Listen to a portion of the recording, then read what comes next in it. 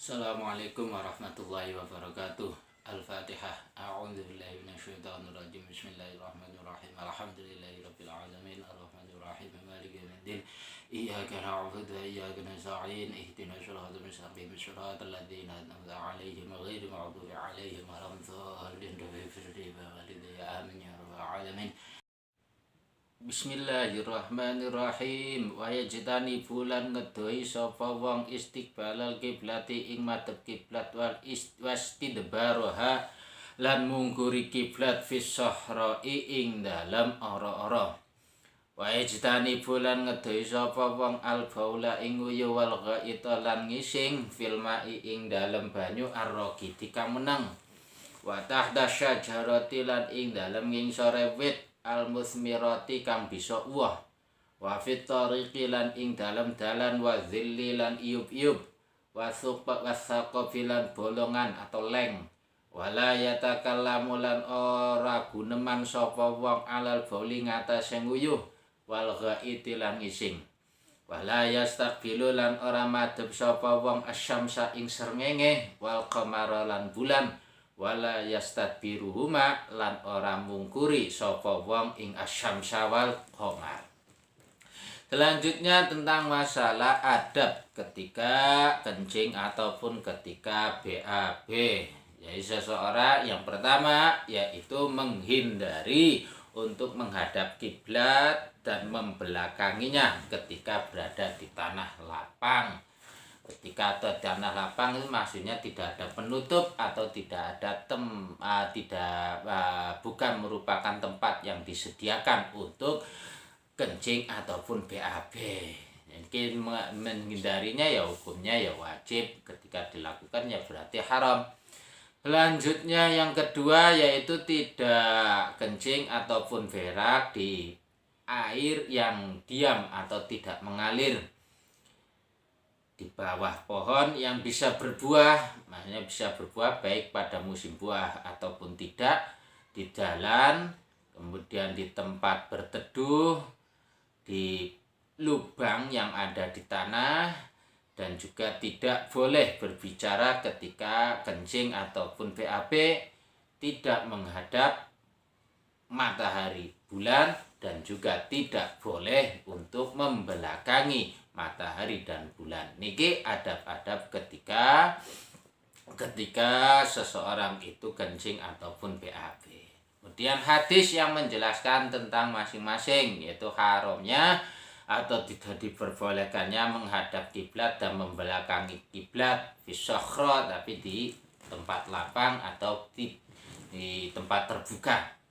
Rawang riwayataken sapa Bukhari, Imam Bukhari an Abi Ayyub saking Abi Ayyub Al-Ansari radhiyallahu anin Nabi saking Kanjeng Nabi sallallahu alaihi wasallam kala ngendika sapa Kanjeng Nabi, idza ataitum indaham nalikane nekani sapa sira kabeh al-ghaita ing kakus fala tastaqbilu moko aja madhep sapa sira kabeh al-qiblata ing kiblat wala tastadbiruha lan ora mungkuri sapa sira kabeh ing kiblat walakin syarriqu lan tetapi ngadhep wetan sapa sira kabeh au gharibu atau madhep ngulon sapa sira kabeh. Jadi hadis yang menjelaskan tidak bolehnya ketika kencing ataupun BAB menghadap atau membelakangi kiblat di tempat terbuka, yaitu hadis yang diriwayatkan oleh Imam Bukhari dari Abi Ayyub Al-Ansari radhiyallahu anhu. Kanjeng Nabi sallallahu alaihi wasallam bersabda, ketika kamu mendatangi kakus maka janganlah kamu menghadap kiblat dan juga jangan membelakangi kiblat, tetapi menghadaplah ke arah timur atau ke arah barat. Jadi karena letak daripada kiblatnya itu ya tidak seperti di Indonesia. Kalau di Indonesia kan berarti kiblat itu berada di sebelah barat. Wa khussalan dan tertentuakan apa dzalika mengko ngedohi bisakhra'i kelawan ora-ora wa malan perkara fi maknaha ing dalem maknane sakhra minal amkinati saking pira-pira panggonan allati la satira kang ora ana penutup iku maujud fiha ing dalam amkinah. Jadi tertentu tidak diperbolehkannya itu di tempat terbuka dan sesuatu atau tempat-tempat yang hukumnya itu sama seperti tempat terbuka, yaitu tempat-tempat yang tidak ada penutup. Wa dalilu taksisi utawi dalil nertentuaken iku ma hadis rawakan riwayataken sapa Bukhari Imam Bukhari wa Muslimun lan Imam Muslim wa ghairuhuma lan sakliyane Imam Bukhari lan Muslim an Ibnu Umar radhiyallahu anhuma. Kala ngendika sapa Ibnu Umar, irtaqaitu munggah sapa ingsun fauqa dhahri baiti Hafsata ing dalem dukure jabone umahe Hafsah li ba'di hajati karana sebagian hajat ingsun faraitu maka ningali sapa ingsun annabiyya ing Kanjeng Nabi sallallahu alaihi wasallam iku yukti nekani sapa Kanjeng Nabi hajatahu ing hajate Kanjeng Nabi mustadbiral kiblati halih kang mungkuri kiblat mustaqbil Syami hale kang madhep tanah Syam.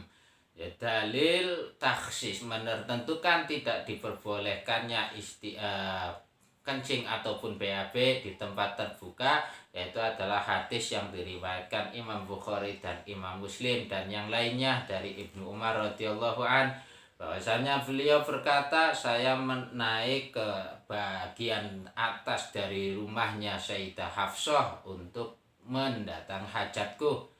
Kemudian saya melihat Kanjeng Nabi itu mengqadil hajat dengan membelakangi kiblat dan menghadap tanah Syam. Jadi itu ya karena di tempat tertutup.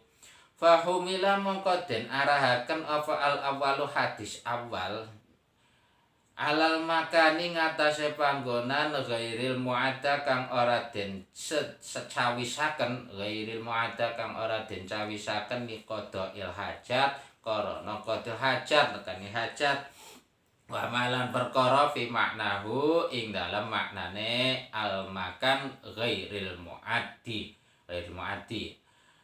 minal amakini saking pira-pira panggonan allati la satira kang ora ana penutup iku maujud fiha ing dalam amakin. Jadi hadis yang pertama yang menjelaskan janganlah menghadap kiblat dan membelakangi kiblat ketika kencing ataupun BAB itu diarahkan pada tempat yang tidak disediakan untuk qadil hajat. Wa humila lan den arahaken apa asane hadis kang kaping 2 alal makani ngatasé panggonan al muaddi kang den set dan kang den cawisaken wa malam perkara fi maknahu ing dalem maknane al makan al muaddi. Kemudian hadis yang kedua bahwasanya Ibnu Umar melihat Kanjeng Nabi qadil hajat membelakangi kiblat dan menghadap tanah Syam itu diarahkan pada permasalahan permasalahan kencing ataupun BAB di tempat yang memang disediakan untuk BAB kencing atau BAB. Diarahkan seperti itu jam'an karena ngumpulaken final adilatin dalam antarane pira-pira dalil. Wala yakhlulan ora sepi apa amru perkara an karohati saking makruh fi ghairil muaddi ing dalem sakliyane perkara kang den sediaaken kang den cawisaken fi ghairil muaddi dalam sakliyane panggonan kang den sediaaken ma'a wujudi satiri serta wujude perkara kang nutupi. Maka kalau seandainya di tempat yang tidak disediakan itu ya kemudian BAB ataupun kencing itu hukumnya diakan pada hukum makruh. Selanjutnya hadis yang menjelaskan tidak bolehnya qadil hajat di bawah pohon yang bisa berbuah di tempat di air yang tidak mengalir. Itu rawang riwayataken sapa Muslimun Imam Muslim wa ghairu lan sakliyane Imam Muslim an Jabir radhiyallahu an saking sahabat Jabir radhiyallahu an anin Nabi saking Kanjeng Nabi sallallahu alaihi wasallam Anahu satemene Kanjeng Nabi iku nahang larang sapa Kanjeng Nabi ayubala ing nyento nguyuh sapa ayubala nyento den uyuhi apa filma ing banyu arraqiti kang meneng wat taghayyutu utawi ngising iku akbahu kang luwih ala wa aula kang luwih utama binahi kelawan den larang wa nahyu utawi larangan iku lil karohati kana hukum makruh wa nukilalan den nukil anin Nawawi saking Imam Nawawi apa anau sak temene an-nahyu iku li tahrimi karena hukum haram. Niki dalil yang menjelaskan tidak bolehnya qadil hajat di air yang tidak mengalir, yaitu hadis yang diriwayatkan Imam Muslim dan yang lainnya dari sahabat Jabir radhiyallahu an bahwasanya Kanjeng Nabi Muhammad sallallahu alaihi wasallam melarang untuk kencing di air yang diam atau di air yang tidak mengalir. Kalau berak ya berarti itu lebih jelek dan lebih utama untuk dilarang.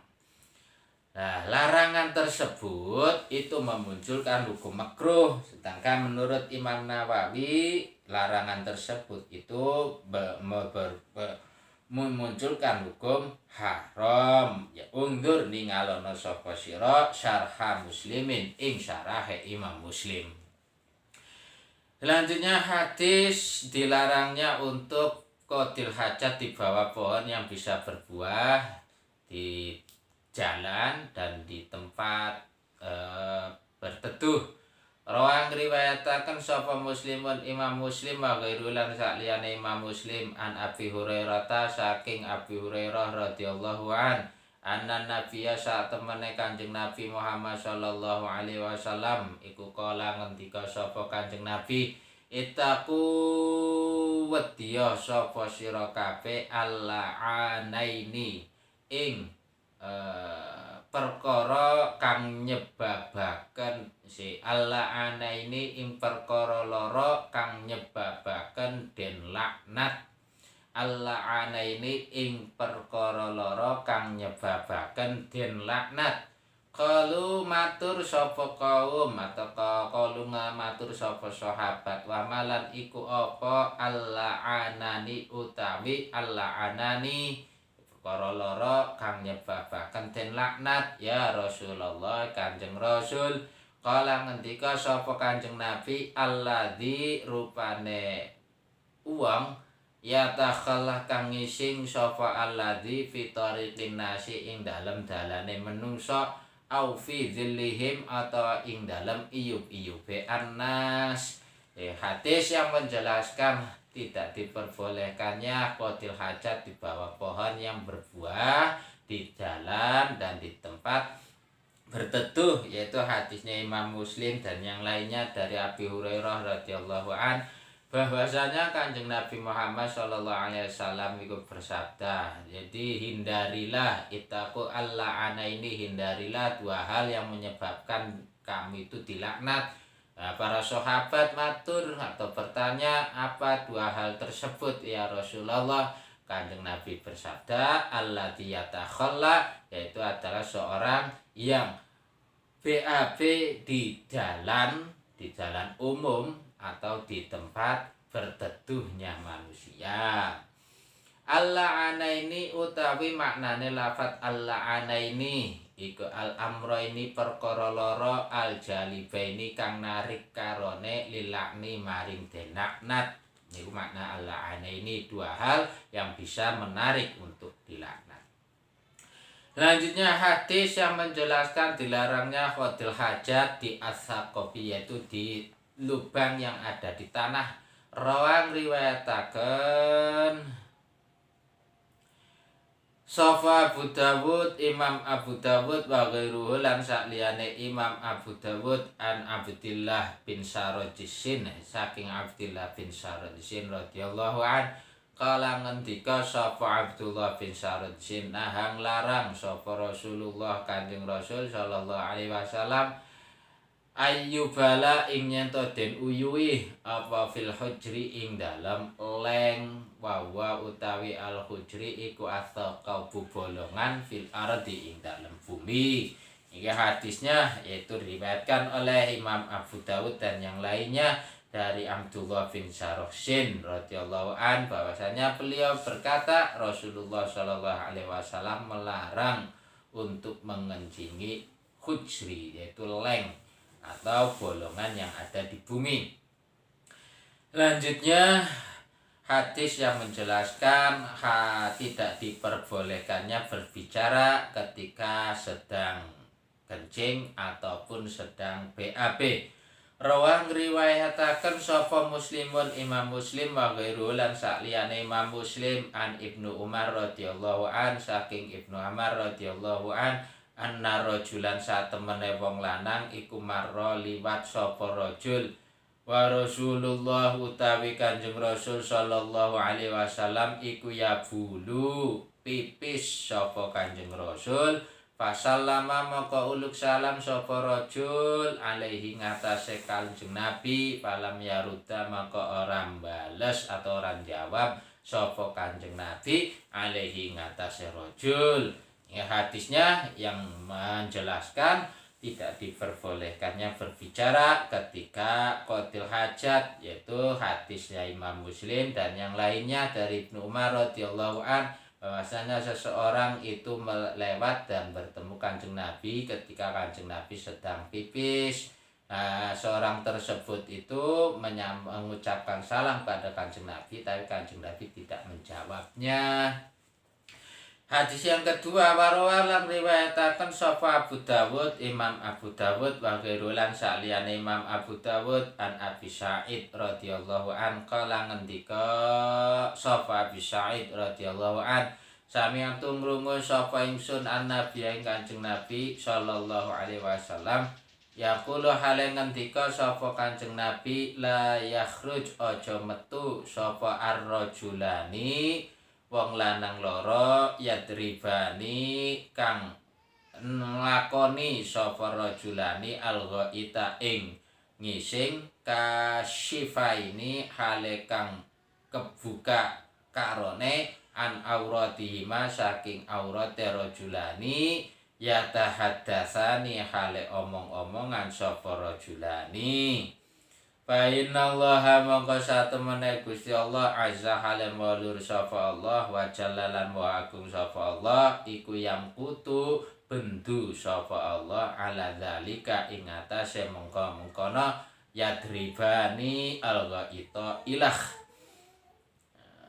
Oke, hadis yang menjelaskan hadis yang kedua yang menjelaskan tidak diperbolehkannya berbicara ketika qadil hajat, yaitu hadis Imam Abu Dawud dan yang lainnya dari Abi Sa'id radhiyallahu an. Beliau berkata, saya mendengar Rasulullah SAW bersabda, janganlah dua orang laki-laki yang mendatangi kakus atau yang aurat keduanya itu terbuka itu berbicara atau istilahnya ngobrol. Karena Allah Subhanahu wa ta'ala itu bendu atau marah terhadap hal tersebut. Yadribani utawi maknane lafaz yadribani iku ya'tiyani ya nekani sapa rajulani. Yang kutu utawi maknane lafaz yang kutu iku yang dobu bendu sapa Allah. Selanjutnya hadis yang menjelaskan tidak boleh menghadap matahari, bulan, dan juga tidak boleh membelakanginya ketika qadil hajat. Zakara nutur sapa An-Nawawi Imam Nawawi fil Majmu'in dalam kitab Al-Majmu' annal hadisa satemene hadis al-musta'nasa kang den aring apa bi hadis fi hadza ing dalam iki masalah iku dhaifun kang dhaif. Bal huwa balik utawi hadis iku batilun kang batal. Wa anna sahiha lan sak temene wa anna sahiha lan sak temene pendapat kang sahih al masyhura kang masyhur iku annahu sak temene kelakuan iku yukrahu den makruhaken apa al istiqbalu madhep matahari dunal istidbari dudu mungkuri matahari atau sengenge. Kala ngendika sapa al-Khatib Imam Khatib fil Iqna'i ing dalam kitab al-Iqna wa hadza utawi iki annahu yukrahu huwa ya hadza iku al-mu'tamadu pendapat kang mu'tamad atau kang den gawe tetanggenan. Ya, hadis yang menjelaskan tidak diperbolehkannya menghadap atau membelakangi matahari dan bulan ketika qadil hajat. Menurut Imam Nawawi dalam kitab Majmu' bahwa hadis tersebut itu dhaif. Bahkan hadis tersebut bisa dikatakan sebagai hadis yang batil. Nah, sedangkan pendapat yang sahih yang masyhur bahwasanya menghadap matahari ataupun bulan ketika qadil hajat itu hukumnya makruh, sedangkan ketika membelakangi nggih mboten. Pendapatnya Imam Khatib dalam kitab dalam kitab Iqna bahwasanya hukum makruh itu adalah hukum yang mu'tamad, jadi bisa dijadikan sebagai pegangan. Faidatun utai kiki faedah yustahabu den sunahaken liqatil hajat kadue wong kang nekani hajat apa ayakulan yen to ngucap sapa qadil hajat al azkara ing pira-pira zikir wal ad'ayata lam pira-pira donga allati sabatat kang tetep apa azkar an Rasulillah saking Kanjeng Rasul sallallahu alaihi wasallam qabla dukhulil khala'i ing dalem sadurunge manjing kakus wa ba'dal khuruji lan ing dalem sakwise metu minhu saking al khala. Jadi faedah bahwasanya disunahkan bagi qadil hajat, orang yang qadil hajat itu mengucapkan zikir-zikir dan doa-doa yang telah ditetapkan atau yang telah diajarkan oleh Kanjeng Rasul sallallahu alaihi wasallam. Doa sebelum atau zikir sebelum memasuki kakus dan setelah keluar dari kakus. Fayaqulu mongko ngucap sapa wong qabla dukhuli ing dalem sadurunge manjing kakus. Bismillahi Allahumma inni a'udzubika minal khubuthi wal khaba'is. Bismillahi kelawan nyebut asmane Allah. Allahumma Gusti Allah inni sak temene ingsun iku a'udzun yun kebawreksa sapa ingsun bika kelawan jenengan minal khubuthi saking setan lanang wal khaba'is lan setan wadon. Nah, niki doa sebelum memasuki kakus dengan menyebut asma Allah, saya meminta perlindungan kepadamu dari setan laki-laki dan setan perempuan. Al-khubutsu utawi maknane lafaz al-khubuts iku jam'u khabisin, jamae lafaz khabisin, wal khabaisu utawi ya maknane khabisin ya setan lanang, wal khabaisu utawi maknane khabais iku jam'u khabisatin, jamae lafaz khabisatin ya setan wadon. Wal muradu ta perkara kang den karepaken iku dzukur syayatini pira-pira lanange pira-pira setan wa inasihim lan pira-pira wadone syayatin. Niki hadis istilahnya doa tersebut itu diriwayatkan oleh Al-Bukhari, Imam Bukhari wa Muslimun lan Imam Muslim wa Tirmizi lan Imam Tirmizi. Wa ba'dal khuruji lan ing dalam sakwise metu yaqulu ngucap sapa wong ghufranaka nyuwun sapa ingsun ghufranaka ing pangapurane jenengan. Alhamdulillah utawi kabehane puji iku lillahi kagungane Gusti Allah. Jadi ghufranaka alhamdulillahilladzi azhaba anni al-adza wa afani. Alhamdulillahilladzi azaqani ladzatahu wa abqa fiyya quwwatahu wa dafa'a anni azahu.